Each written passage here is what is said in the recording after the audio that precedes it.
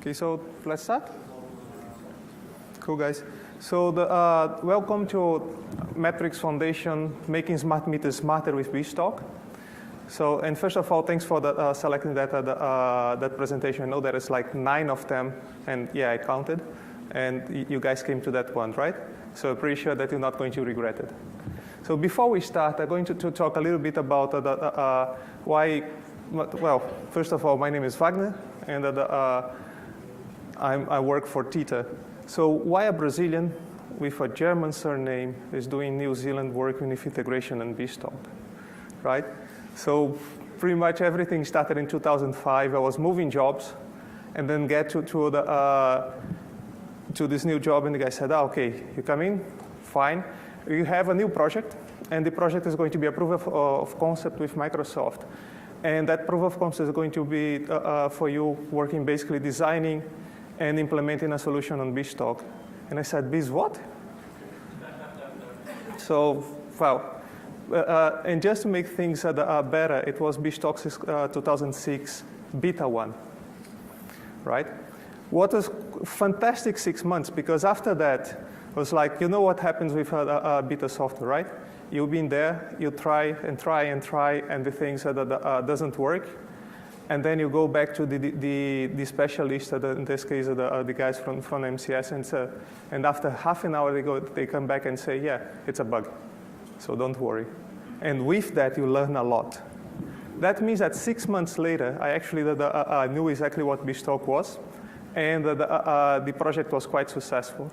So successful that in the end, Microsoft decided to bought the IP and put it back to community, and that project at the time was the Health Connection Engine. And we also won the solution of the year from Microsoft Awards. So it was a pretty good job. 5 years later, and lots of other integration jobs after that, TechEd invited me to join the team as a Microsoft integration lead. And by the way, there's a big project, and as integration, you have to design and implement a big solution in BizTalk Server 2010. So apart from versions of BizTalk, my life didn't change much in the last 7 years, right? But funnily enough, the project was exactly the Metrix Foundation project. And then we're going to be talking a little bit about what that project was, and mostly what was the challenges that we have to get that project out of the way. Cool. So the agenda for today is going to be basically that. We're talking about a little bit about Metrix and what is the project, the foundation project was. Then go through the solution overview, so explain to you guys how the solution hangs together and what is the interesting bits about that.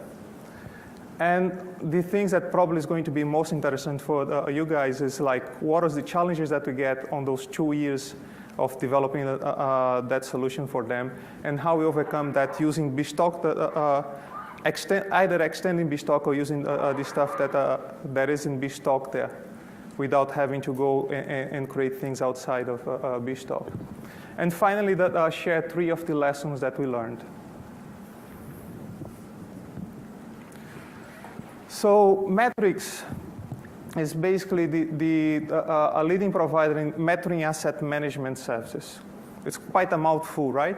But what that means, they basically manage your power meters, the power meters that you have at home, right? So they install, they connect, they disconnect, and most important of all, they read the information there, so then give that information to retailers, and then the retailers bring it back to you guys, the power bill at the end of the month, right? Metrix is currently investing a lot in smart meters technology. And what is the smart meters technology is doing? It gets the information from the meters and send directly to a collector in a central location using 3G technology, right?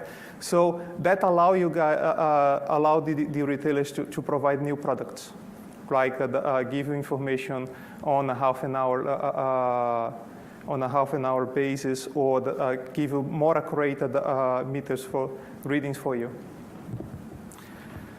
And in order to get that organized, then Metrix needed to get a whole set of foundation, what they call foundation services in place, right? And there was basically 3 objectives there. One was making sure that their metadata service was in place. So all the metadata around the meters and everything that is associated to that was in a central location, and all the systems could see the same version of the truth. That's one thing. The other one was to optimize the collection of those smart meter information, and that would be either daily reads or half an hourly reads. And finally, put a framework in place to provide services back to those retailers, right? So later on, if they need to create new products on top of that, those things could come quickly enough. And how Theta get involved into that? Theta is a leading provider for the integration, right? So it works with BI, but also with software development, and there's a big focus on software development integration. And it's a long-standing partner of Metrix. And we've been working with them, supporting and helping them to expand that BizTalk platform for some time. So when the Metrix Foundation project comes along, we are a part of one of the respondents to the RFP and was selected to the process. Okay, so we're going to see next the solution. So in broad terms, what we have there, as we said, is 3 main concepts. So the metadata information that needs to be transferred somehow, right? The smart meters reads, and the client smart meter read request. So through the middleware, the metadata comes from various places like SAP or maybe some the government registry information, and goes down to a central repository. The central repository that they selected was SQL Server master data services. Okay, but then after that, the same data needs to be collected again and sent through to the meter data management services. That is the location where they actually do the grunt of the work. Right? So this is an Oracle application that has all the information required to collect meter data and send that data back. On the other hand, you have the smart meters sending data to the collectors, right? And we're talking about 3 different vendors with 3 different standards, and all of that has to be centralized, rationalized, and sent again to master data management services. Sorry, the meter data management services. I'll stop talking about that and call that what everyone calls at Metrix, that is MDMS. And finally, you have like clients. In this case, clients are actually the retailers, right? So people like Mercury, Genesis, Contact, and things like that. They request data from Metrix, and this data comes from the MDMS, and all of that needs to be sent back to the retailer so they can generate the billing information and get it out to the end consumers, that is us, right? That last step is the place where they're talking about creating a new framework. So they wanted to put together a framework of that could support initially this product, but later on a whole lot of other products that they would either create or have in line, but wouldn't be ready for implementing right now. So this framework was called the Common Services Delivery Framework.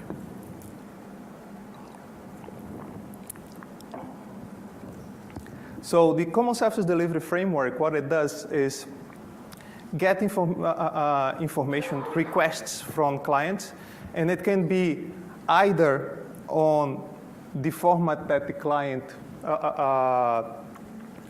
requests. So I already have a system in place. I can change the way that I generate requests. You have to deal with that. You happy? Not much, but Yes, I can do it, right? But if you are a new system and you or a new vendor and you're starting to put together your system, we could also suggest a standard interface, right? So an interface that people understand, and then that the Metrix understands, and that would be much faster to be processed. So once that information is inside the Common Services Delivery Framework, what it would do is process and that request and do things like common validation, validate against the product, the specific product that they're using, and after that, you store until it's ready to be processed. Because one thing that was interesting about those requests, they usually send a day in advance, right? So here is my request for you to run tomorrow at midnight. So we have to receive that and also make sure that we could store. In other cases, inside the Metrix, because the collectors were sending information, right, to the system, usually around midnight, then I would say, I don't want to run although you said you send my request, and you're ready to run at midnight, I don't want it to run it exactly at midnight. I want to run it like 2 hours later, so I can make sure that I have all the latest data from the smart meters ready for you to pick up. So when the requests are ready, then they are sent to a product-specific application. A product-specific application in this case can be like the read requests application. So I get a read, I'm going to be processing it, and then giving you the result. But it could be something different. It could be like, here is a list of all the disconnections that needs to be done today, because those meters has not been paid their bills. So, or it can be the other way around. It can be all the connections that needs to be made because the bills has been paid in full, right? So that kind of framework allow you to have a central repository where you do all those validations and stuff like that, and after that distribute the information for each one of the applications. And the applications finally talk to the line of business applications that actually do the job. In this case, the MDMS, for example, or in some other cases could be the collectors that send information to each one of the meters to either connect or disconnect meters, right? So quickly, why BizTalk? So what is why did the BizTalk fit? First thing was that it fits well with the Metrix technology footprint, right? Metrix is basically a Microsoft partner. It already had a version of a flavor of BizTalk that at that point it has BizTalk 2009 running at the time, and with some integration. And BizTalk, at that point, BizTalk was kind of the bad guy, because something that usually happens, it's like, the system is not working, it's BizTalk fault. And they didn't have anyone there to actually show that the problem was not BizTalk, was actually one of the end systems that was not working or things like that, right? So the part of our work was making sure that we're putting everything together to also take this bad rep out of BizTalk, which we did it quite well. It's quite a mature technology. If you think about it, it started with BizTalk 2000, and now on BizTalk 2010, we had 7 versions on that. So basically 7 major releases. And Microsoft is releasing cumulative updates on I think, a quarterly or every half a year. Right? It also showed commitment with the technology and showed that it's going ahead with BizTalk V Next, and is aligning that with the rest of the Microsoft roadmap with the ability to connect the BizTalk to the cloud and things like that. And most importantly for the project itself was the ability to scale out of the box, right? Because they needed to have something that started small but the idea, it grows from 150,000 meters that they have installed initially to 350,000 in quite a quick pace. So it needed to get that and make sure that it's scaled together. And also, something that is easy to extend the functionality. Because when you're starting to look at the requirements, or some of the stuff that might not fit with with BizTalk initially, but then when you look at it, actually it works quite well with BizTalk if you make sure that you extend it like that. And then finally, before we can actually start with the challenges, was some of the design tenets. So the first one was making sure that the whole solution was publisher-subscriber. At that point, let's stop a little bit and do a quick show of hands. Who's here is working with BizTalk today? Good. How many of you guys are the architects? Good. How many of you guys are developers? Pretty much the same. So the architect and developer and things like that.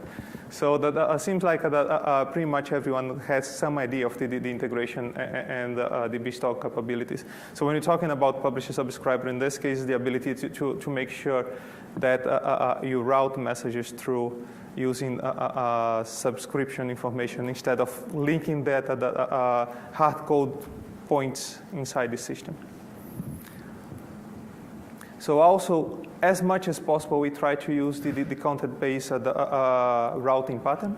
So instead of having orchestrations in the middle that didn't do anything apart from transform a message or and pass it to the end system, try to work with just those subscriptions, receiving a message, transforming, and sending it to the other side. Right?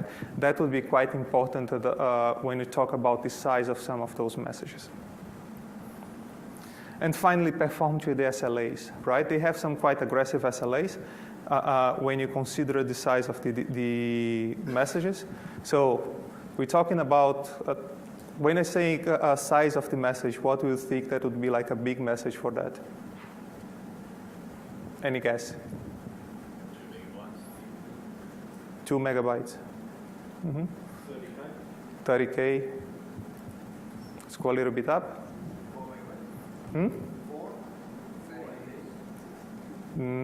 A little bit up? Well, the average message was about 100 megabytes, right?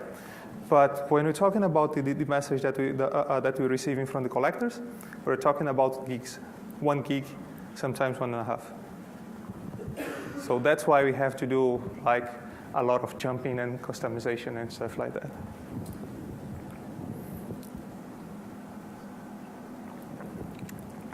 The challenges.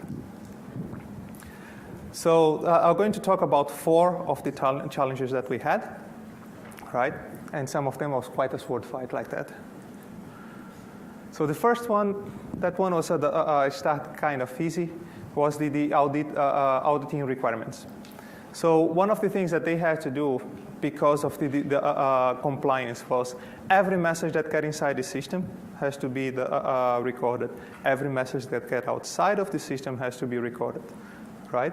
So for you guys that work with BizTalk, you know that usually to do that out of the box, you have to create 1, 2, 3, 4, at least 4, between 3 and 4 ports, depending on how clever you are, right?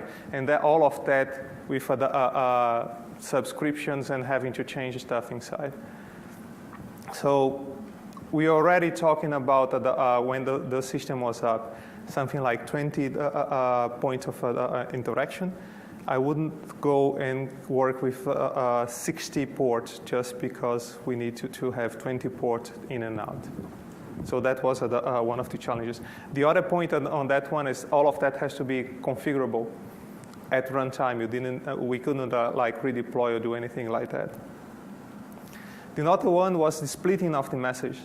They had a quite interesting requirement with MDMS that it worked much better if you have like heaps of smaller messages, but we were receiving like a one gig message out of them, right? So we have to make sure that those messages was break down in batches again that was customizable in size, but it has to store the header and the footer information. That usually is not what happens when you're using BizTalk. When you're working with BizTalk, usually what happens is that when you're doing the batching, it's going to strip your header because basically that's your envelope, and then break down in one message of each type. The other one is routing. So if you think about that common service delivery framework picture, we see that there is a lot of other things going on, right? And because we wanted to make sure that was like a pure publish subscriber, we needed to make sure that all those items were routed properly. The complexity at that point was that some of the information was not actually in the message, right? So on a typical scenario, you go and you get information out of the message to create your routing subscription, and then we go with that. But we didn't have that luxury there. And finally, performance itself. So running 1 to 1.5 gig files, and transform that in 2 hours, including the time to process on the line of business system. So all of that was kind of the issues that you have to overcome. So let's start with the auditing. So the scenario is basically, I receive a message, I have to dump it somewhere, right? I send a message, I have to dump it somewhere. The somewhere has to be customizable. It has to happen just before anything else happens with the message, and just after everything else happens with the message on the way out. The names has to be based on information that sometimes was inside the message. So there was a lot of things that we needed to do. And also, the auditing failures. So if I couldn't save the file, I shouldn't stop the processing because of that, right? That was one of the requirements. How we put that together? We create a component. So how many people here that was working with BizTalk has to extend BizTalk using pipeline components? Good, some of you guys. And this was one of those cases, right? You're going to see a lot of those cases here. So what we did with this component was create a pipeline component that was ready to run anywhere. It could run on the receive locations. It could run on the send locations, right? So the send port. It could be customizable in terms of the file path is one property. The name of the file is one property, and it's all based on macros, right? So you could get like either properties from the message itself and create your file name based on that, or you could get other informations like the original file name, the time, and things like that. And just create your macro, and that's how the file is going to be created. So that's how we overcome that initial solution, that initial problem. The splitting is another one that is kind of interesting. So I receive one message, and it becomes multiple messages, and that has to be processed and send it out to the end system, right? And then guess what? We had another pipeline component there. So it starts to show like you can use BizTalk, can still use all the framework that BizTalk puts together and extend it in a way that is do stuff that you don't do it out of the box, right? The option for that to do the splitting would be like typically what we will do is get the message, put inside an orchestration, loop it through, break it down in your pieces, and then start sending out the messages. Try to do that with a 1 gig file. Just load it inside the message box. Takes about 15 minutes. And then you have 1 gig message in the memory that if you have to pass through a transformation would become 2 gig. And then because you have to loop through, well, I'll stop there, right? So that's why we have to create a splitter component. Once that happens, then you have multiple messages, and then all those messages are processed in isolation, and each one by itself. But we have a little side effect on that. My original idea, and our original idea that, as a team was get the message, do the transformations, blah, blah, blah, split it on the way out, right? Splitting can only happen on the receiving locations. I don't know if you guys knew that, but it's something that I actually find out when I started to do the R&D for that. So my code was all fine, and that I had no place to put on my send pipeline. I could only put that on the receive pipelines, because the only receive pipelines create a collection of messages. Send pipelines has always a single message. So I said, oh, fine, OK. So then we split the message and do the transformations, right? The original message was not feasible for splitting, because it get like a whole lot of the message was coming in a way that was too flat, and all the groupings that is required by MDMS needed to be put together after the transformation. And as I said before, the message was too big for the message box round trip, because then one thing I could do was receive the message, then do this, even if the splitting on the receive was fine, do some transformations first, and then on the way out of that, then do the splitting. But again, I would be trying to run with a 1 gig file, excuse me, inside the pipe. So in the end, what we had to do was include another pipeline component. And by that time, I was like, me and my team was experts in pipeline components. We knew exactly how to create those things, right? That one was quite interesting and quite reusable in the end. What we did was making sure that we could create a component that put inside a pipeline, either on the receive or on the send, that actually run a BizTalk transformation, right? So you get a map. So you do all your mapping exercise inside BizTalk. You reuse all the things that you have there, and then you just plug the map inside a pipeline. The other advantage of that is in some cases, we have to run the same message through 2 or 3 maps. That is not possible to do if you're trying to do context-based routing, right? If you're doing that, I would have to go and plug in orchestration. But with the pipeline component, then what happened was I could put like one transform, then another transform, then another transform, and then just let they link together. After my message was properly transformed and was ripe for the split, then my splitter code would go through, break it down in multiple messages, and then it would go. So finally, next one was routing. And not going to explain the message or the picture. It's just to show you guys how many points, each one of those points in the picture is a point where we needed to do some kind of routing somehow, right? Receive a message from the client, then I have a message here that I have to send it there, and all of those systems has to be connected using routing.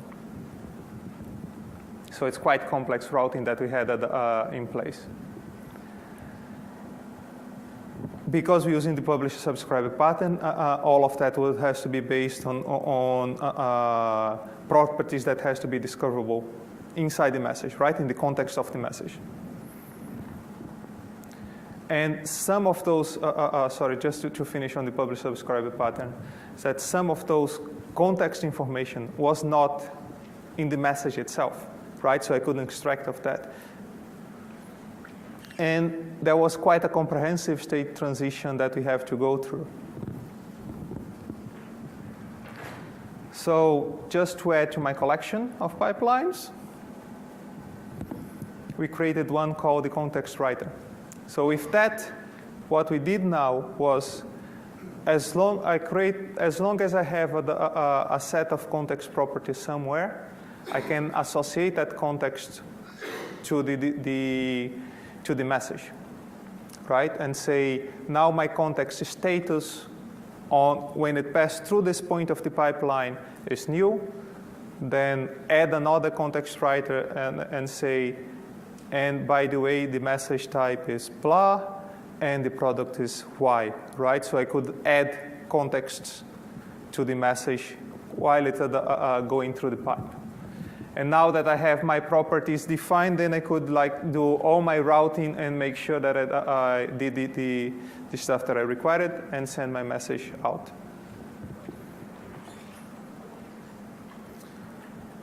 The performance challenge. The first thing that we had was, as you guys said, the message footprint, right? So the message was too big, and then because of that, we have to make sure that we could work with that message in a way. The second one was some of those things have quite complex transformations. So we add insult to injury, right? Because we already have a message that is really big, and then you have to run through a whole lot of processing through the transformation. And then, because things was already fun enough, then we only have a very restricted time to do that. And that time it was not negotiable because, as I said before, was something like I received the information from the collectors from midnight. By 2 a.m., I have to be running the read requests. By 4 a.m., I have to be sending that back to those to the users. So those blocks are quite well defined, right? So we're going to be treating each one of them in a way. So the message footprint solution, what actually happened is I wouldn't having all those pipeline components there and do nothing with that, right? So basically, the same way that we would be orchestrating inside an orchestration, we end up creating processes or orchestrations using the pipeline, right? Putting a set of pipeline components in place in the right order that do exactly what I process. And then the advantage of that is that I'm running that using streaming. So what's happening now? While I'm reading the message, I actually processing it instead of having to put everything in memory and put it down, right? And that speeds up the process a lot. So that was like a sample just based on the items that we saw, right? Our pipeline components most of the time would have like one archiver, but then 2 or 3 transforms just for good measure, because then if you put the information there, you could reuse the pipelines later on. Then a splitter and 3, 4, 5 context writers, for example. Okay? And then the way that to guarantee that I only use what I wanted was each one of those components had a flag saying, yeah, enable that one or not. So you could create like a template that you use most of the time, and then just choose and pick. Yes, I want to enable this component on this particular instance. I want to enable this component and this component. And then only those ones that is enabled and set up would be running.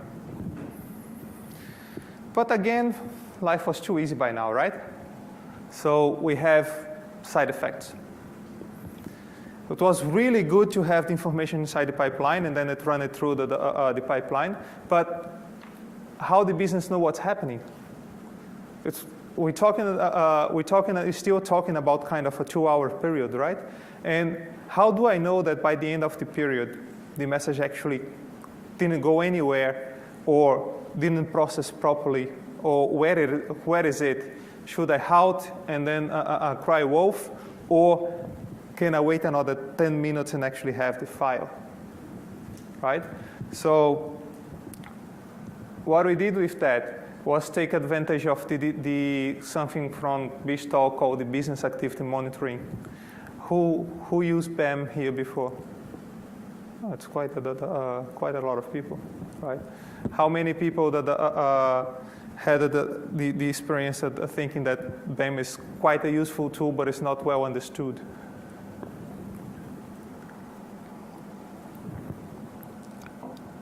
So one thing that we find out was that the BAM can allow you to do like the BAM interceptor. So write inside something, write information on BAM, and update messages there, right?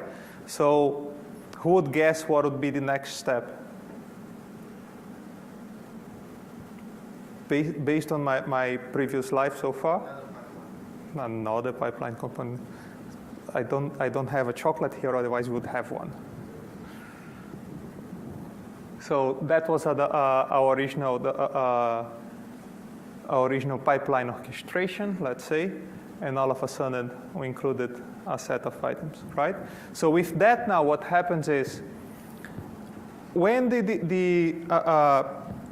when the message hit the BAM on that particular place, it would start an activity entry, right? When it gets to that point, it would update the activity with a different status. When it gets to that point, it would complete the activity, for example, right? So then I would know, yes, my messages actually started being processed because I received the message. Then my message is actually at the splitting point, or my message is actually being sent to the client or completed, right? So with that, it got, the system got really good visibility. And that's basically the tool that is used every day now at Metrix to know what's happening. And it's kind of one of the banes of my life, because like 2 a.m. in the morning, the guy's calling and say, hey, I don't see anything on BAM yet, so you have a problem with the system. Good thing that happens like once in a blue moon, but that happened on Tuesday, 2 a.m. until 6. Beautiful.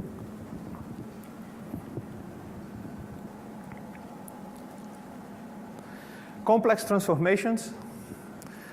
I would hope that I would have here a silver bullet for you guys and said, yes, we fixed that with blah, but no, it was like hard work, right? There is no way to get out of complex transformations apart going to pure XSLT after some point, right? You can do so much with the maps, but it's always going to get to a point where you have to put everything in the map, generate the good old XSLT, and then tweak it from there. But the things that we learn with that, doing those pure XSLTs on huge maps was, one is a really good idea to use variables to catch information through the loops, right? What we find is like some of the time what would happen is you write in your XSLT and then you're just saying, get this information 2 nodes up. Then when you run that transformation, it runs like a dog. It doesn't work at all. Then you just go and say, actually, when you enter in the loop, get that information while you're still at the node.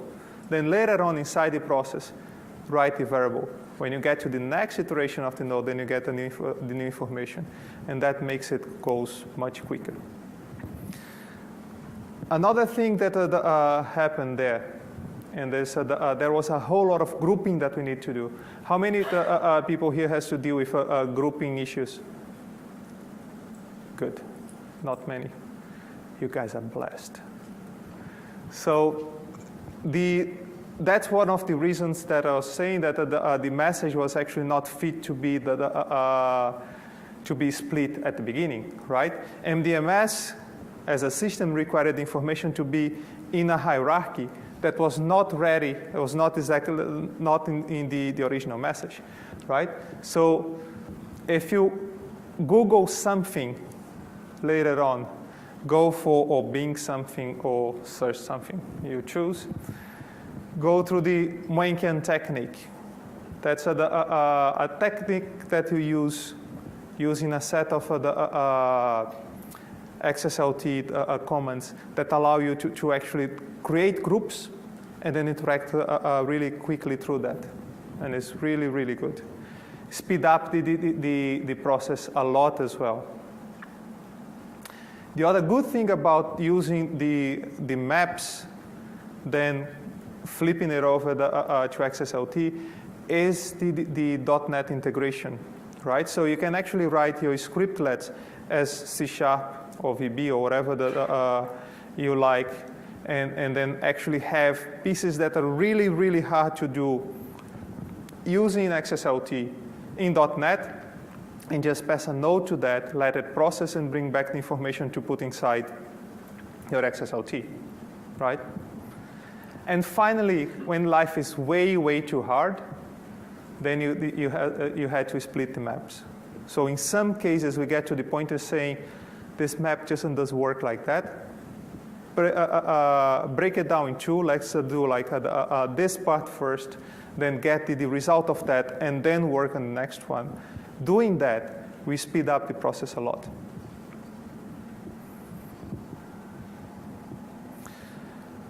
Aggressive SLAs and the solutions for that. Again, there was not like a free meal. First thing was we already leveraged gains from a whole lot of other things we did, right? So for the case where we're going through the messages, adding a whole lot of processing on the pipelines, making sure that you take time off of your transformations already help with reducing the time. Then it was like a whole round of test and tune, test and tune, test and tune, right? And the problem with that is we run into with we have to run with those 1.5 gig files or at least something similar to that to actually have a feel of how the system works, right? We came to places where we only starting to hit problems when you get a file that was like 800 meg. If the 500 meg was fine, if the 600 meg was fine, we put an 800 meg there, 2 hours to run a process that was running in half an hour before. Right? And then in this case, we test and tune the pipelines, for example, making sure that we put instrumentation information there and test the components in isolation. So we know exactly which components was giving some trouble. We tested the orchestrations and making sure that the orchestration is not doing anything too silly, and try to clean up and make sure that the orchestration was as slim as possible. But the places where we have the most gains was database calls, right? And on that, you have a whole new world around how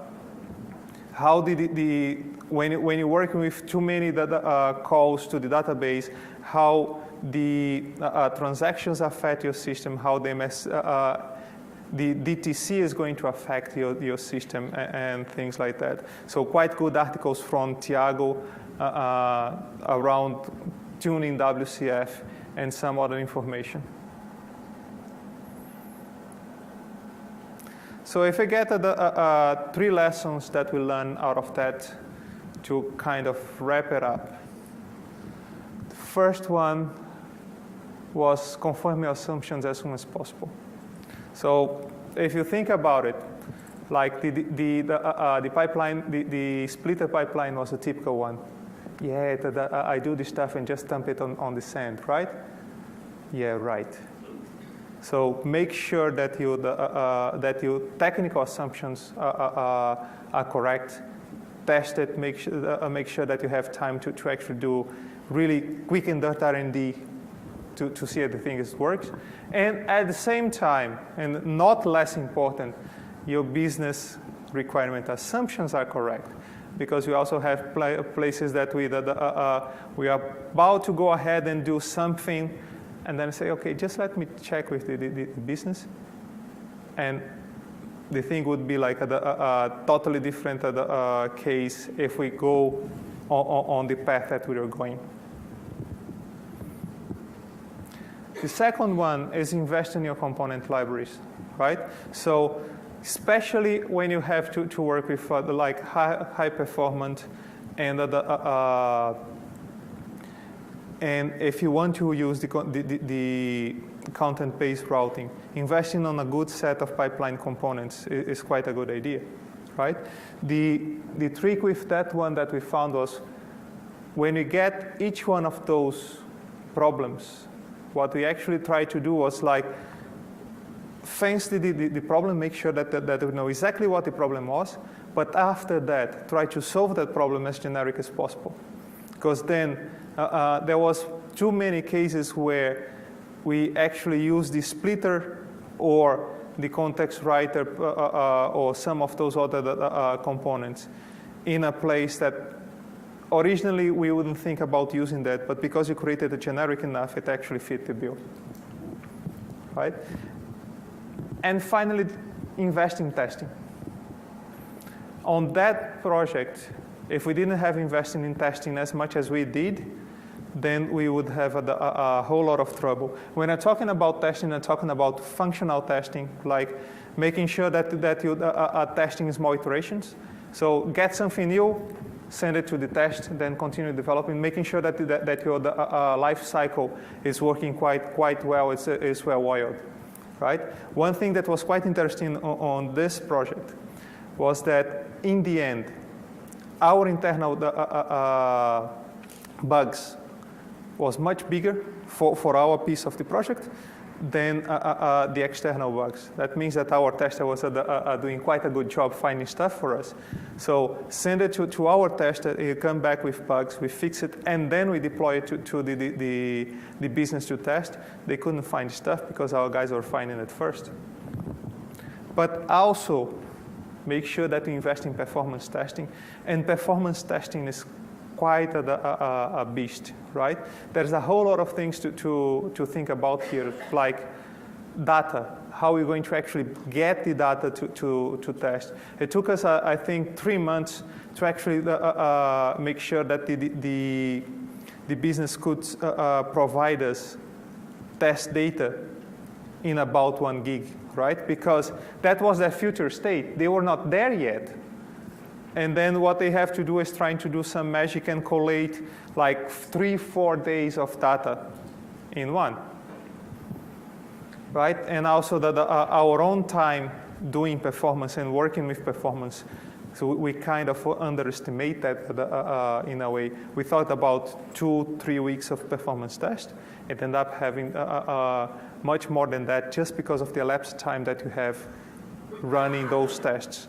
Every time, it was like, fix one thing, half a day later, yeah, it didn't work. Damn it. So those are the 3 lessons that we learned throughout that project. And I open the forum for questions. Yep. When you're up, what was the issue with using the BizTalk tracking system? So, what are the messages? Because we needed it to be stored in a specific location, right? And that has to be configurable because they need to actually store that for 7 years.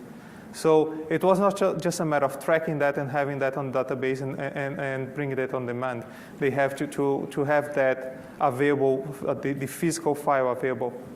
So extracting it out and the BizTalk tracking system afterwards was the option. No. Mm-hmm.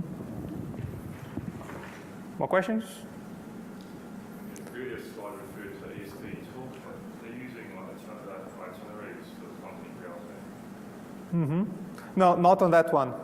On that one, we did, the reason we didn't use ESB, we're using ESB there for the exception management mostly. And the reason we didn't use that to do like the content routing was because at the time that we started the project, that was pretty much 2 years ago, ESB 2.1 was just being launched and coming from a totally open source to be to be working from Microsoft. So the team didn't have the skills yet, and we thought that the technology was still not ready from a productivity point of view, right? So if we were doing the project today, we probably would be approaching some of those things that we did with the pipelines, with the DSB and the itineraries. Because what we did there was pretty much creating an itinerary with the pipeline components without the luxury of the testing and stuff like that with branching. Any other questions? Yep. You mentioned the size of the messages. And you get to a certain level and they start to slow down dramatically.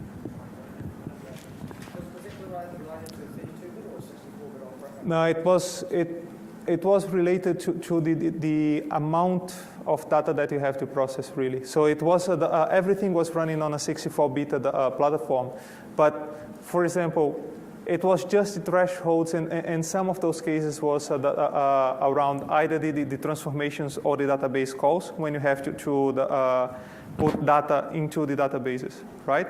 So with 500 megabyte files, for example, we get on the threshold of the DTC not timing out, so it was fine, it actually go there, and then when you move from 500 to a 600 megabyte file, for example, then it goes over the DTC time.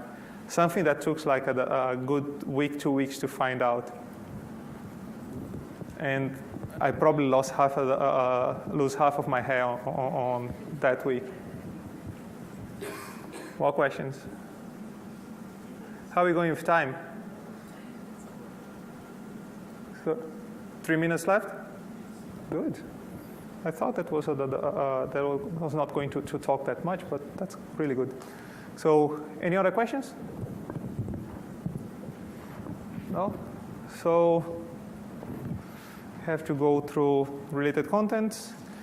And the other BizTalk presentation that we had before was the Azure talk from Nikolai yesterday. So make sure that you guys, if you didn't went to that one, take a look at the web. And make sure that you evaluate, and hopefully you guys like it.